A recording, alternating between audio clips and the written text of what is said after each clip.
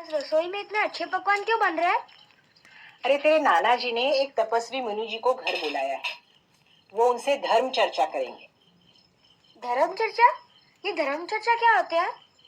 अगर इससे हमें स्वादिष्ट पकवान खाने को मिलते हैं तो मुझे भी धर्म चर्चा करनी है।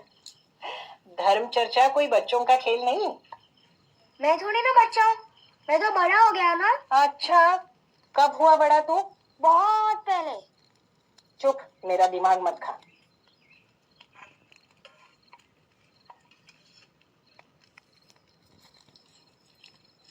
नानी, मैं लड्डू ले लूं? नहीं नहीं नहीं नहीं, वो मुनि जी को पहले। तू जा अपने नाना जी से बात कर, जा। कभी नर्क देखा है या फिर कभी आप भगवान से मिले हैं? बड़ा नटखट बच्चा है। बेटा जाओ बाहर खेलो। महाराज जी, आपको बच्चे के प्रश्न का उत्तर देना चाहिए। मैंने शास्त्रों का अध्ययन किया है और शास्त्रों की वाणी परमात्मा की वाणी। मैं सदा वही कहता हूँ। तो फिर तो आपका भगवान भी तो पापी हुआ, तभी तो हम सबको बनाया पाप करने के लिए। बेटा अपनी जुबान को काबू में रखो वरना घोर अनर्थ हो जाएगा। अरे भाई, इसको भीतर लेके जाओ, पता नहीं क्या क्या बोले जा रहा है।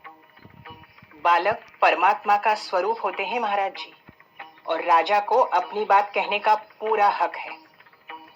अपमान, धर्म का घोर अपमान। अब मैं यहाँ एक पल नहीं रुक सकता। हे परमात्मा, हे प्रभु, मुझे माफ करना। धर्म का घोर अपमान।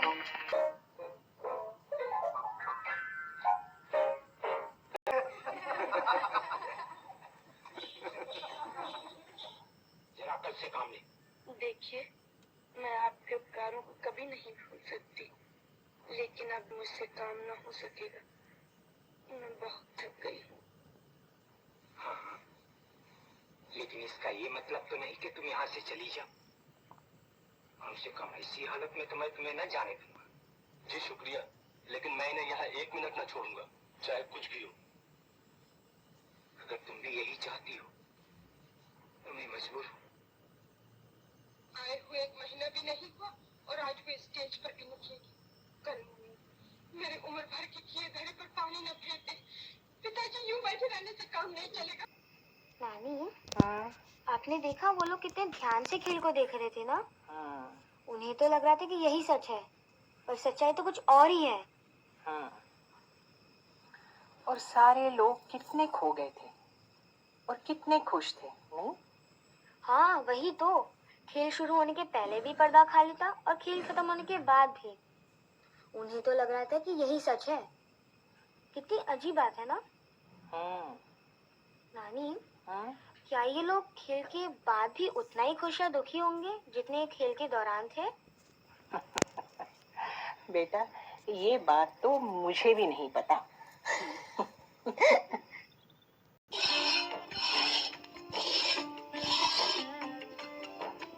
अब आप लोग बताइए, ये नींबू किस लोटे के नीचे है? बीच वाले में। नहीं, तेरे दाएं वाले। अरे बाबा, आपको नहीं पता है, मैंने देखा। ये बाएं वाले में। खोल ना लायक है।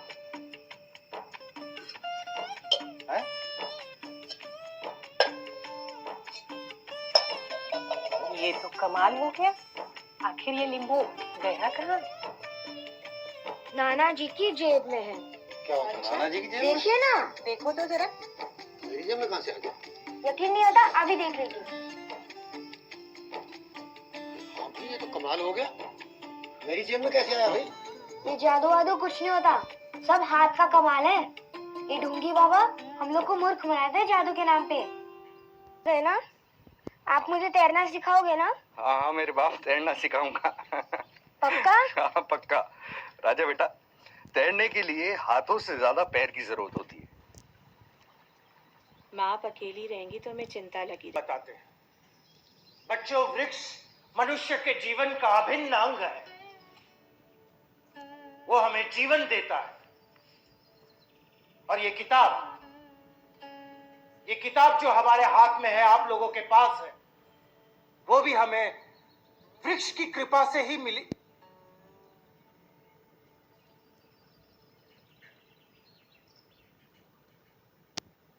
वो ओए लड़के, क्या चल रहा है? जानते नहीं मैं कंटर मास्टर हूं, बड़े बड़ों को सुधारा है मैंने। अब यहां आओ और पहले दिन का प्रसाद चख लो, दिमाग के सारे दरवाजे खुल जाएंगे।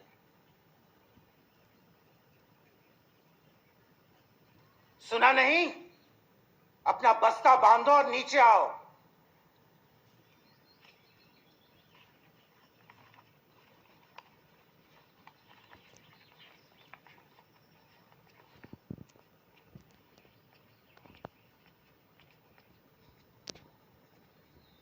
क्या चल रहा था वहां पर?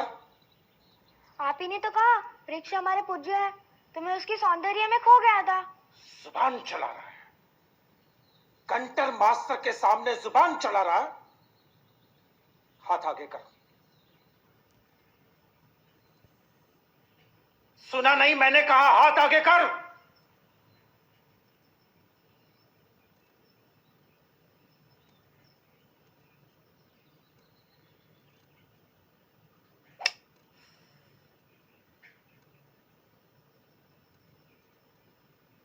आपने मुझे क्यों मारा इतनी छोटी सी बात पे? मैं आपकी शिकायत हेडमास्टर से कर दूंगा। अच्छा, शिकायत करेगा? धमकी दे रहा है? अरे जा, कंटर मास्टर का कोई कुछ नहीं बिगाड़ सकता। इस शहर के जितने भी पढ़े लिखे लोग हैं ना, उन सभी ने मेरी मार खाई है। जा कर ले जो करना है वो। शिकायत करेगा। तुम्हारा दाखिला तो आज ही हुआ है ना? बोलो क्या बात? आप पहले मेरा हाथ देखिए। ये क्या हुआ? ये हिंसा मेरे साथ कंटर मास्टर ने किया, और वैसे मैंने कोई बड़ी गलती नहीं की थी कि मुझे इतनी कठोर सजा मिले। आपको इस बात के लिए कुछ करना चाहिए। देखो बेटा, स्कूल में ये सब चलता रहता है, धीरे धीरे तुम्हें सब समझ में आ जाएगा। वैसे भी कंटर मास्टर मेरे सीनियर है, इस बारे में मैं कुछ नहीं कर पाऊंगा। अच्छा, तो आपके ऊपर कौन है? वैसे मेरे ऊपर म्युनिसिपल के चेयरमैन है, लेकिन इतनी छोटी छोटी सी बातों के लिए इतना बड़ा हंगामा क्यों? मेरे नाना जी ने मुझे सिखाया है कि कभी अन्याय नहीं सहना और कभी झूठ का साथ नहीं देना। अभी मैं चलता हूँ। नमस्ते। हाँ आओ बेटा आओ, बैठो। नहीं नहीं, मैं ठीक हूँ। मुझे आपसे एक शिकायत करनी थी। शिकायत? हाँ हाँ बोलो। स्कूल में मेरे साथ कंटर मास्टर ने हिंसा की, और जब ये मैंने हेडमास्टर से कहा तो वो कह रहे थे वो कुछ नहीं कर सकते, इसलिए मैं यहाँ आया हूँ। उनके बारे में पहले भी मुझे शिकायत मिली है बेटा, लेकिन आज तक खुल के कोई नहीं बोला। अब तुम कह रहे हो तो मैं इस पे जरूर कुछ करूंगा। अच्छा ये बताओ बेटा, उस मास्टर ने ऐसा किया क्या है? मैं कक्षा में बैठा था और वो हमें वृक्षों की खूबियां बता रहे थे, और मेरी नजर एक सुंदर वृक्ष पर पड़ी। मैं उसे देखने लगा और तभी उन्होंने मुझे सामने बुला के झड़ी से मारा। आप ही बताइए, ये गलत है ना? बिल्कुल गलत है। तुम तो वही कर रहे थे ना जो वो पढ़ा रहे थे। हाँ, इसलिए तो मुझे यहाँ आना पड़ा। तुम्हें डर नहीं लगता? नहीं, नानी कहती है अगर आपने कोई गलत काम किया ही नहीं है तो उसके लिए डरने की कोई जरूरत नहीं है। अब मैं चलता हूँ। नमस्ते। हैं और यहाँ बच्चे बूढ़े सभी अपनी मर्जी से आते हैं और अपनी अपनी मर्जी की किताब पढ़ते हैं। यहाँ कितनी किताबें होंगी? तुम्हारी उम्र कितनी है? 11 साल। तो बेटा अगले 11 साल तक अगर तुम रोज यहाँ आओगे और एक किताब पढ़ोगे अपनी मर्जी की, तो भी किताबें खत्म नहीं होंगी। इतनी किताबें हैं हमारे यहाँ। क्या सोचने लगे? क्या मैं अंदर आ सकता हूँ? मुझे किताबें देखनी है। अच्छा, आ सकते हो, आ जाओ। कंटर की छुट्टी हो गई है रे बाबा। और भाई राजा, तुम्हें पता है कि कंटर मास्टर की छुट्टी हो गई, अब वो कभी स्कूल नहीं आएंगे। उनकी बदली कोई दूसरे गांव में हो गई है। तो फिर गाँव इसी रात में कंटर की छुट्टी। भैया। हाँ? क्या आप इन नेता के पक्के चले हो? अरे नहीं भैया, हम तो वैसे चले आते हैं, थोड़ा लड्डू और 5 तक पैसे मिल जाते हैं। क्या सच्ची? हाँ हाँ, इसीलिए तो हम आते हैं। हमें भी मिलेंगे? हाँ हाँ, बिल्कुल मिलेंगे, जाओ ले लो।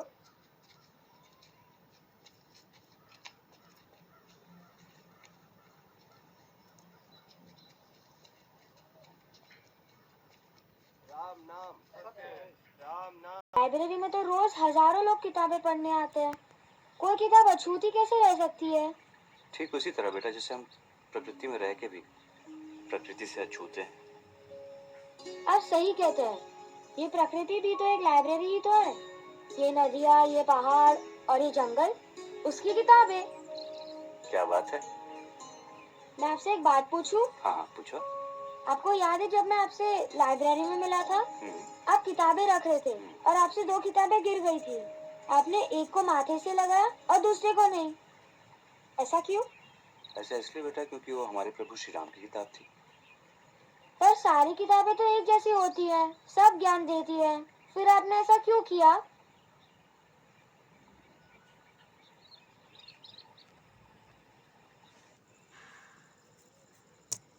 जैसे आपके लिए पैसे कीमती है, वैसे मेरे लिए ये कीमती है। ओ भैया, तू जा, अपनी लाइब्रेरी जा, वहीं किताबों से अपना माथा फोड़, मेरा पीछा छोड़। मैं संभाल लूंगा अपनी दुकान अपने आप। चल। बाबा 50 किलो जलेबियाँ चाहिए थी, क्या भाव लगाओगे? बिल्कुल सही भाव लगा देंगे राम की कृपा से। बोलो कब चाहिए? अभी तो एक आने का नमूना दे दीजिए, उनको चखाना पड़ेगा। अरे एक आने की क्या जरूरत है भाई, लो तुम मुफ्त में ले जाओ, लो एक आना। अभी तो आपने कहा मुफ्त में ले जाओ। 50 किलो कब चाहिए? अभी तो 2 महीने की छुट्टी है, बाद में बताता हूँ। सत्यानाश हो तेरा राम की कृपा से। बाबा, आप ही कौन सी बोली बोलते हैं? आपसे मिलके तो मजा आ गया।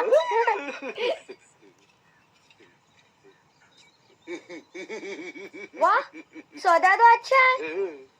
अगर आपका ये जादुई मग्गा मेरे पैसों को दुगना कर सकता है तो मजा आ जाएगा। अब तो दोस्ती पक्की। हाँ ठीक है, तो मैं चलता हूँ। बाबा, आप बोलते हैं? मैं तो पहले से जानता था आप हम सबको मूर्ख बनाते हैं। यार आज आपके चेले चपाटे कहाँ गए? भगा दिया, नहीं समझा, कोई नहीं समझा। मूर्खों की भीड़। मग्गा, मग्गा। क्या मग्गा बाबा, आपका नाम? नहीं, मग्गा, खाली मग्गा। प्यास, प्यास, तेरी प्यास पूरी होगी? हाँ? बाबा ना जाने क्यों मन में सदा एक अजीब सी प्यास बनी रहती है। जैसे कभी मैं लाइब्रेरी में किताबों में या कभी नदी की गहराई में इसको ढूंढता हूँ, पर कभी मन शांत नहीं होता बाबा। डूब जा, तो डूब जा, मर जा, मर जा, मर जा, मर जा, डूब जा, मर जा, मर जा। डूबेगा तभी तो जागेगा। ये आज कैसी बात कर रहे हैं आप बाबा मुझसे? मग्गा गया, मग्गा जाएगा, मग्गा चल दिया। बाबा अगर आप भी चले जाएंगे तो इस गांव में तो मैं अकेला पागल बचूंगा। हाँ? मग्गा जाएगा, मग्गा लाएगा, मग्गा लाएगा, मग्गा जाएगा। वो भी क्या आप ही की तरह मौनी बाबा होंगे? ना, वो बोलेगा, वो बताएगा, वो दिखाएगा। अरे बाबा मैं आपसे छोटा हूँ, आप मेरे पैर छू रहे हैं। तुम्हारे नहीं, वो जो आने वाला है ना उसके।